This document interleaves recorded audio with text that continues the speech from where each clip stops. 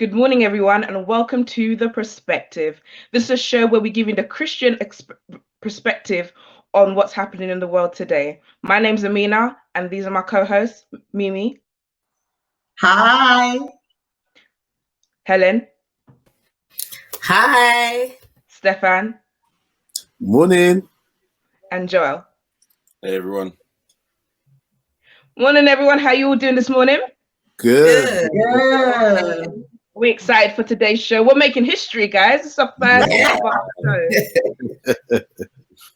So we're going to get right into it. This morning, the topic on my mind is the fact that for the last 6 months, we have been in lockdown. We have been cooped up in our houses. We're living a new way of life. We've got queues outside shopping centers, queues outside supermarkets. All the shops are closed. I mean, really and truly, we haven't been able to do anything this year.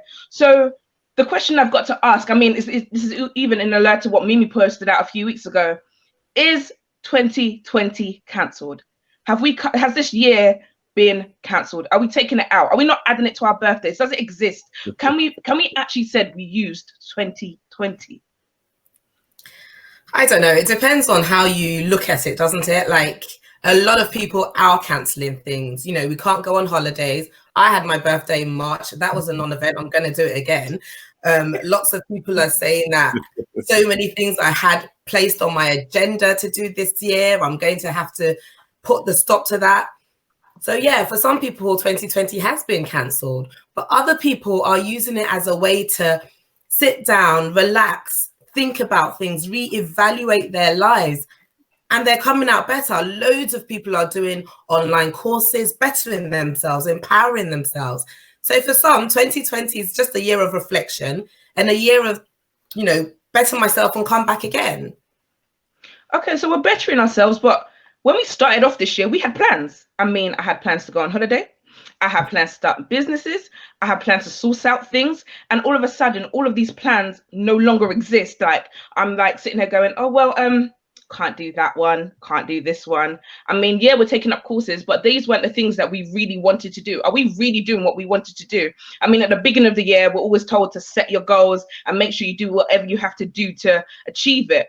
But right now, I feel a lot of people feel stuck. We feel like we can't move, or we're like doing just the 10% of what we wanted to do this year. So really and truly, are we making this a productive year? Is this really a year where we're doing things?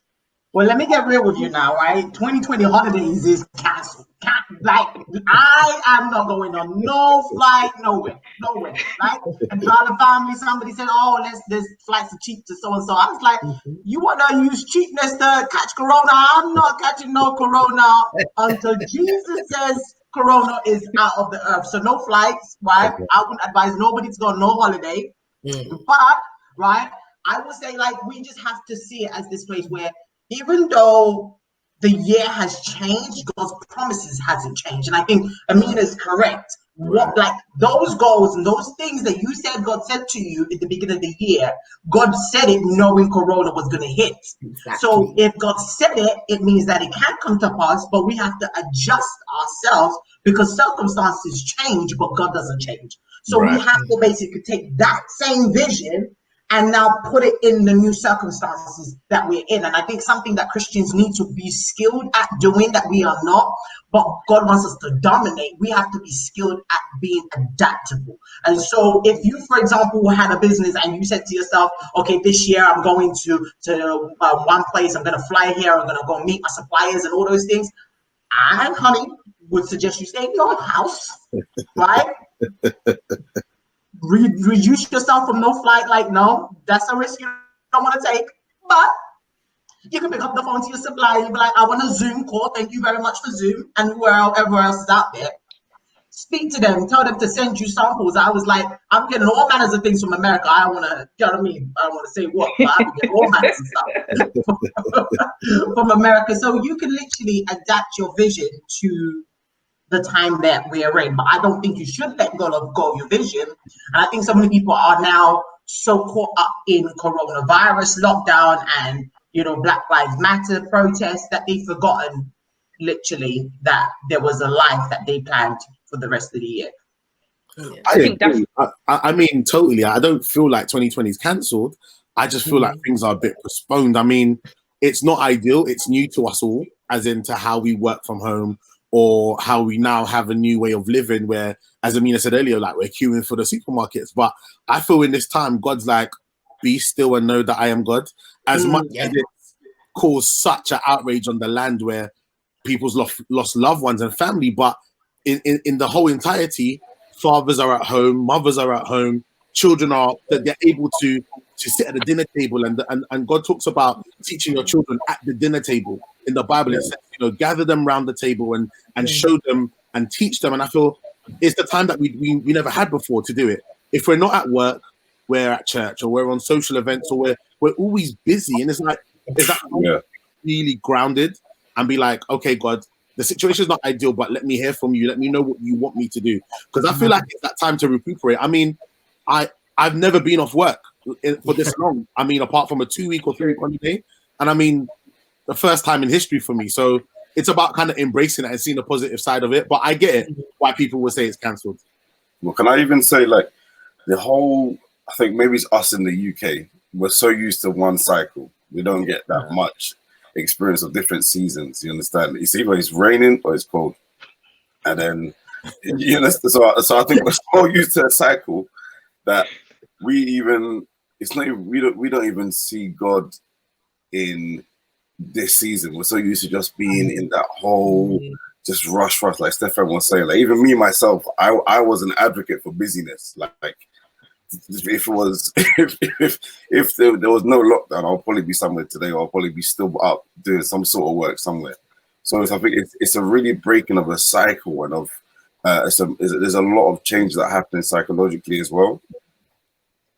Absolutely. I want to even zone in on what Stefan said, right? And that is the whole aspect of seeing God in the situation. Like, I never, ever give authority or power to the devil. Like, sometimes it's so easy for you to see what is wrong that you don't see what is right. And I feel like this is such a big hole that I feel like God has a plan, right? And even what Stefan was saying about the whole aspect of fathers being home, you see, society, right? I'll say something that God shared with me this week, and he said something. He said, many people are not failed by the system, many people are failed by their fathers. Wow. And so when you look at what's happening and you see the family unit being forced, and you see fathers, husbands, mothers, everyone is like, for the first time, I think many children are even seeing what a complete, family unit looks like for a long, extended time, right? And so in this season, God is literally resetting humanity. Like, okay, you guys have gone, but I'm going to bring you back to make the things that are supposed to be the focus. People are getting to know their own family members. People are getting to spend time with their children. Like, for me, I'm a great advocate that the parent is the first educator of the child. People are educating their own children, teaching them not even just maths and stuff like that, but teaching them values that we kind of relegated over to the world. So I see there's so much of God in 2020, but I feel like I get that people, like Stefan said, I'm emotionally wiped out. I get the emotions of 2020, because it's like, once we got over lockdown, boom, there was something else. So in my head, I'm thinking, what's next? And my spirit can't take no more. Right. But I feel like even though we have that emotion, we have to keep the perspective, no pun intended, right? We gotta keep the perspective that all things will work together for good. And if we believe God said something to us in December 31st or January, that he said, he didn't, the coronavirus and everything happened in 2020 didn't catch him by surprise. So he had intention of those things happening even in the midst of the chaos. And I think that's the key thing, is to know that God moves in the midst of chaos. I don't want to preach now. That's a good point. Just speaking about the family, one of the things that's really impacted how we relate as a family is finances. And this year, people have been furloughed, people have lost jobs, people have been fired, people's businesses aren't bringing in that revenue. So the impact of not having that finance financial insurance, that's made a big impact on the family. And how do we get around that? So yes, we're raising kids, and yes, we've got things to do, and we're still supplying for them, but we've now got limited resources. How do we now push through that mindset? Because all of that impacts how we see this year, what we say about this year. I feel it's almost the start of something bigger than we really can see now. I mean, whether it be you're on furlough or you're not receiving any money at all, because I feel like I'm a bit of a PK. I'm not really a PK, but it's just like the Bible talks about there's going to be a time coming where we can't buy or sell. And I feel like although we're not at that part of Revelation yet, but it's preparing us, like, make most of the little that you have. So like, don't be spending big money when you go Sainsbury's or Tesco's or Asda. Kind of refine it a bit, because you just don't know what's going to happen tomorrow. That's how I mean, as much as it's sore to me to say like, yeah, I'm not working, I'm not able to provide properly for my family, but within the situation that you're in, they understand, and it could be very devastating to you, as whether you're a man or a female, or you're the breadwinner of the family. It must take an impact on you, on you're not able to fulfill your role. But again, as I said, it's preparing you for something greater. Yeah. And a lot of people have started being really industrious in this season. Like, I've seen so many new businesses, small businesses, pop up, and it's really encouraging to see. It speaks to this thing about have more than one stream of income. Your 9 to 5 cannot just be it. You have to have other streams of income. So many people that are now bringing, catering, we cooking for somebody's family. It's great. I'm seeing so many small businesses pop up, and I think that people are using it as a way of branching out and looking at what else they can do. So yes, furlough is happening. It's happening to a lot of people I know, and they are going through it. But at the moment, a lot of companies are also topping up, making it that full 100%. So it's a bit of a balance, and you've just got to be careful with your finances as ever.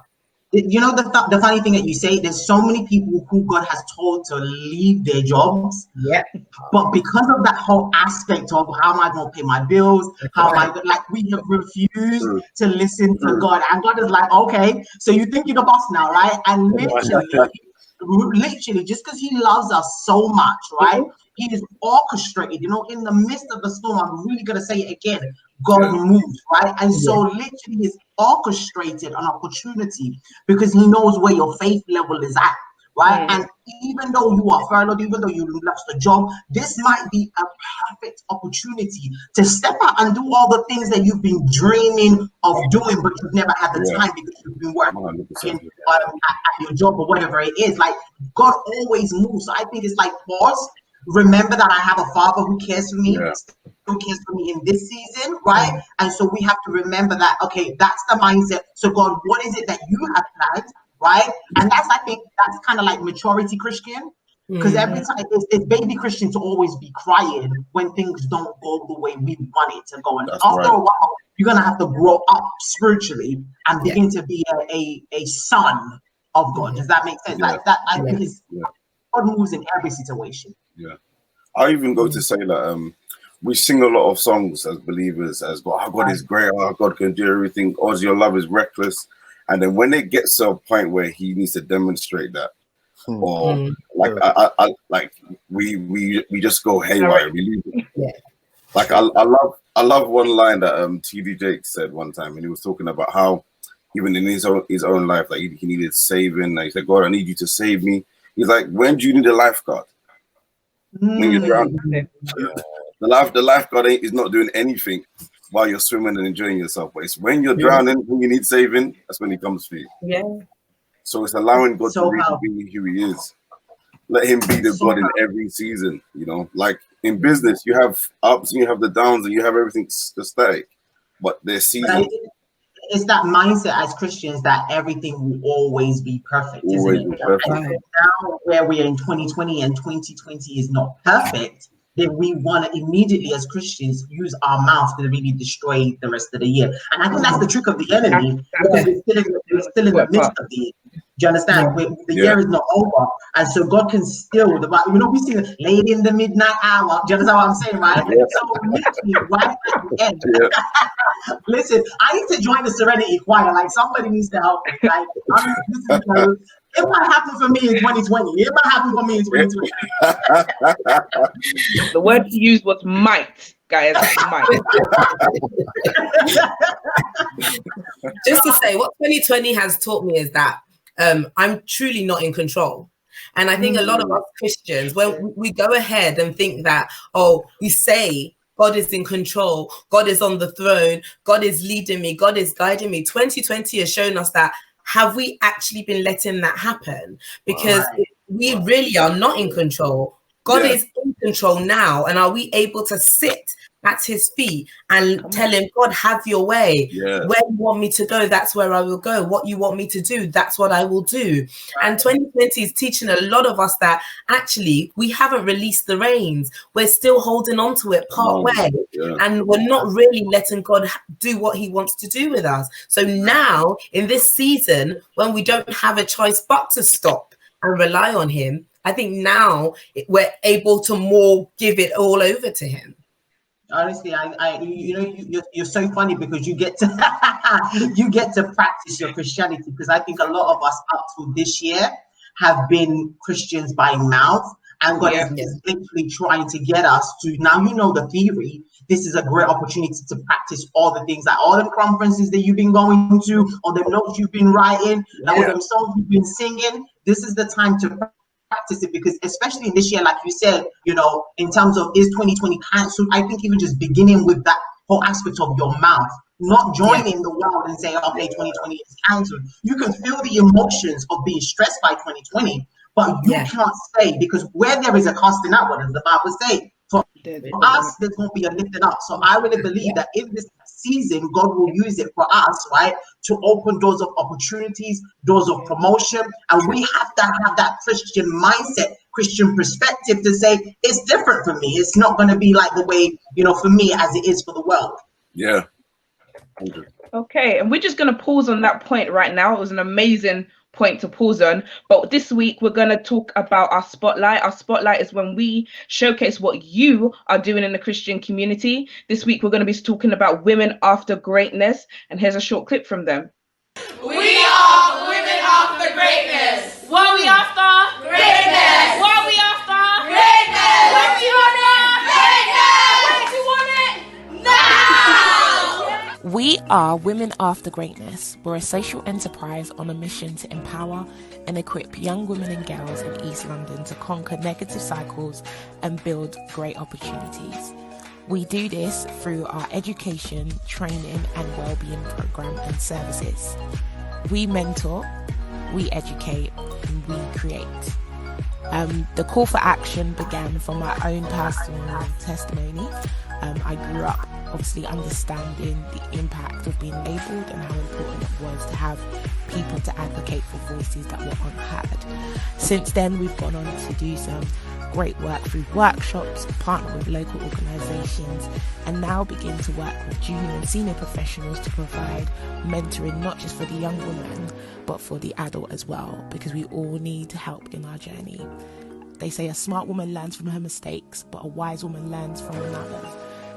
We have had several successes through our many events and projects, but our current focus now is building sustainable impact and partnering on a permanent level with people that are willing to take our work to the next level.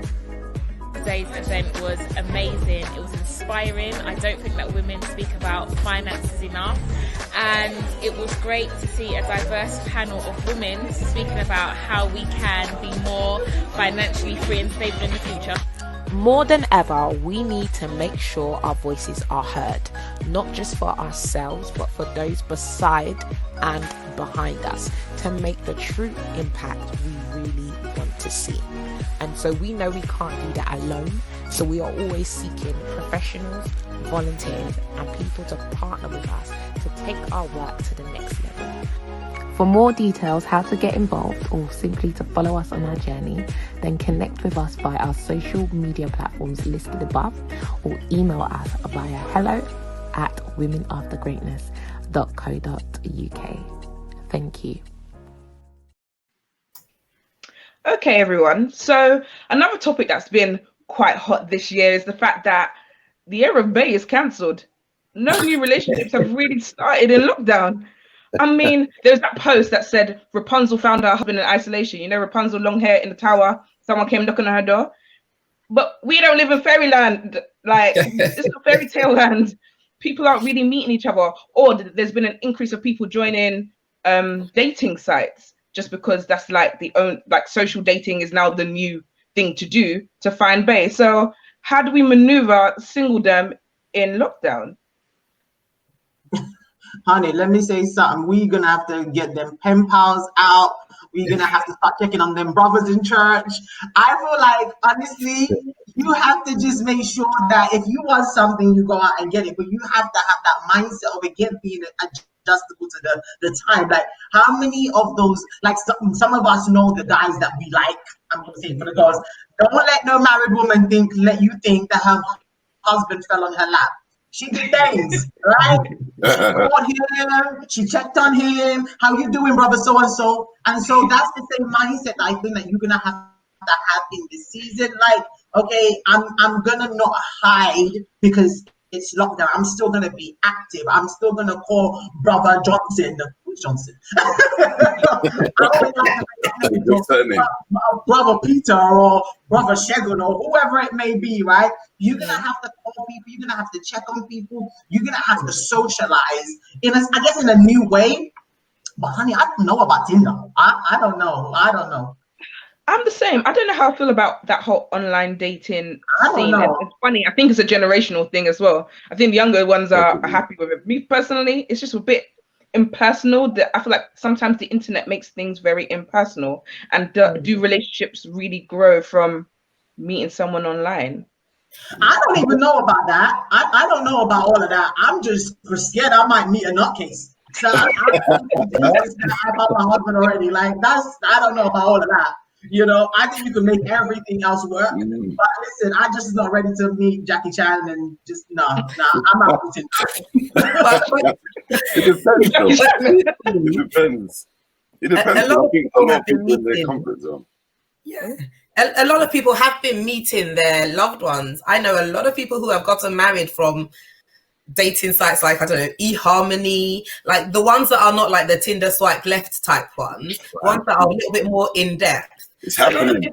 They're meeting their loved ones. They're married. They've been married some 10 years. My friend's been married 13 years now from someone who met.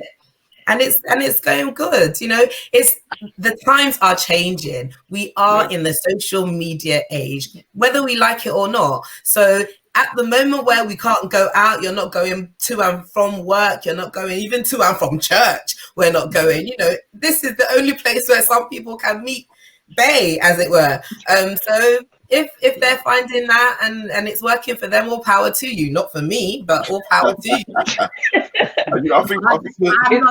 I don't like to take certain risks. I only take risks when God tell me to take risks. And He didn't tell me to take risk on Tinder. I just can't do it. I just can't do it. You sitting there and you've got a guy and he's like tall, dark, and chocolate, and then you meet him and it's like one little something just really different from the picture. A whole change. During lockdown, he was like this. After lockdown, next minute he was someone else. That's what I'm saying. The after lockdown period. But I definitely feel that in this time, if you are in a relationship and you're dating, and there's a saying that says absence make the heart go fonder. And I mean, although you're not able to meet together, but it's about having that quality time that's not based on physically being there. And I feel like if you're able to do that, then I feel like that's a good foundation for any relationship. Personally, I mean, if you're able to not be physically next to the person, maybe not hold their hand or maybe not walk with them, but you're able to have a connection and a communication that's at that same level as it was when you was going out for dinner dates at the Shard or at any partners, wherever it was that you were taking them. Because I feel like it's about now what you don't have. He said Molly's. Don't have. I mean, virtual dinner dates. Come on. pour the wine. Zoom. Yeah. Zoom dinner date, yeah? Zoom dinner date. Yeah. Zoom There's a gift in the dinner date. Yes. in the market for sure. But for it's, I mean, like a lot of people right now, yeah, a lot of some of these guys in their comfort zone. You understand? Yeah. Like, a lot of these guys that are really, they like to do all the talking behind, you know, the phone and getting to see each other. It's good for you to kind of build up your I wouldn't say game, but build up your kind of your approach, the way that you would talk to a woman. You know what I mean? And I also like, just like what Stefan's saying, like this is, we're so quick to go to the altar and start saying, yeah, for better, for worse. Now it could be a bittersweet worse moment now. How are both of you going to be relating with each other? So well, this is the truth. This is the truth, because you actually get to know the person that you're dating, and whether or not you actually have the same values. Because I feel like you see, one thing I hate is when people date in the cinema. I'm like, how is your entire relationship based on cinema? Like, you don't speak, it's dark. Like, what else? As in, are you kidding me? You need to go to a park. See this person in their full light, hear their voice, and know what's inside their mind. Exactly. So yeah, I actually really kind of get that. But how do you genuinely, like, if I said to myself, like last year, prayer points, I'm married, so not me, but if I'm Sandra sitting in my bed last year, 2019, God, this year I want to be married by December 31st, or I want to meet my loved one by, what do I do, right, with that prayer point in this season? What do I do? If that was my hope and that was my belief, is it that it's changed? Or can I still meet somebody? Can I still put faith behind that prayer? Well, one, is that God's plan for you? Is it God's plan for you to be married in this year? And even if it is, look, people are getting really, really creative. I have a friend who has a bae. They've been dating for a while and they're intentional about continuing it on, even in this season. They meet and they keep 2 meters apart. When she first said it, I was like, what are you talking about? You see your bae, you're gonna hug. She said, no, we meet, we keep 2 meters apart, we go to places together, we go for walks together, we meet in a park and just sit and chat, we talk on the phone, we're intentional with FaceTime, we make a point of, this is what we're in now. It's happening, and it's whether we like it or not, this is what's going on now. So you've got to find other ways. Don't cancel your love life. Don't cancel a relationship or a potential relationship just because you can't physically touch. Right. You can still be with them, around them, talk to them, get to know their mind, get to know their heart. Yeah, that was people shouldn't even really come into it, you know? Yeah. No, that's really true. And like Ming was saying, when we make those prayer points, I mean, these are the plans that we have, but has God really established them? If God has established that plan, there is nothing that's really going to cause it not to come to pass. It just won't look like TV. Yeah. So let God establish plan. So what if God established the plan, right? Yeah. God is there, right? But we are on lockdown. And you wasn't speaking to Stephen before lockdown. There is no Stephen, there's no Michael, there's no James, there's no nothing. There's no boy. Paul can come and knock your door and deliver a message for you. Paul can come and knock the door. I said, Paul can come and knock the door, deliver your package. You might say hello. You should say hello. Say hi to him. If God has established this plan, God will make a way. That's right. If he's going to be your postman, if he's going to be the cashier at your supermarket, that's right. If he's going to be the IT guy on the end of my office line that I'm talking to, I need help. It doesn't matter how he's going to do it. If God has said this year, 2020, Helen, you're going to get married, it is going to be so. Simple as that. And that's the faith that we need to have, that God has said a word, he will watch over his word to perform it. He's not a liar. So if he said it, just because the lockdown is 3-4 months max, sorry. If God has said you're going to get married this year or you're going to meet your way this year, it's going to happen. Bring on the Zoom weddings. Sorry, I'm not here for Zoom weddings. No, I'm not here for them Zoom weddings. I'm sorry. I'm not here for the Zoom weddings. Why not? Hold on a minute, guys. I want to say something. So hold on a minute. If engaged to be married in August, right? 2020. Are you canceling your wedding? I'll see you next year. I think it depends on, for example, if you're marrying at your home church. So, for example, they've already announced it's already in the public domain. Then you could have a private wedding. It doesn't need to be with all of these people because of social distancing.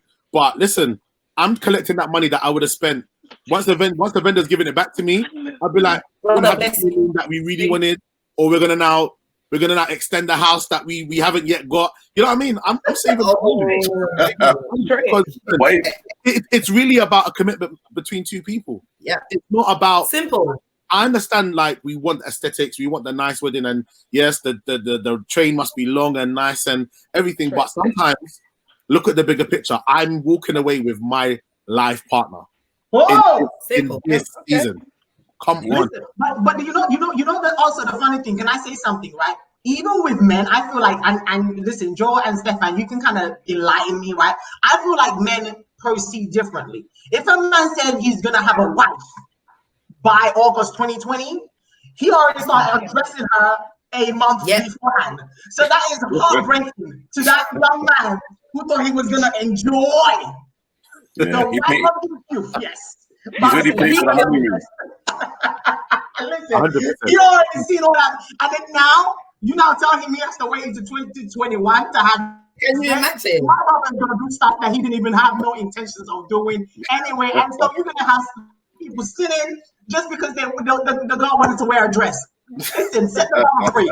He wants to have sex with his wife that he already said that he was gonna be his wife August 2020. You gotta let it be, and then you can do your blessing in 2021 or whenever they let us free. But you have to not put that brother in harm's way. He wants to have sex with his wife. I'm not saying that's true. I'm saying don't get married.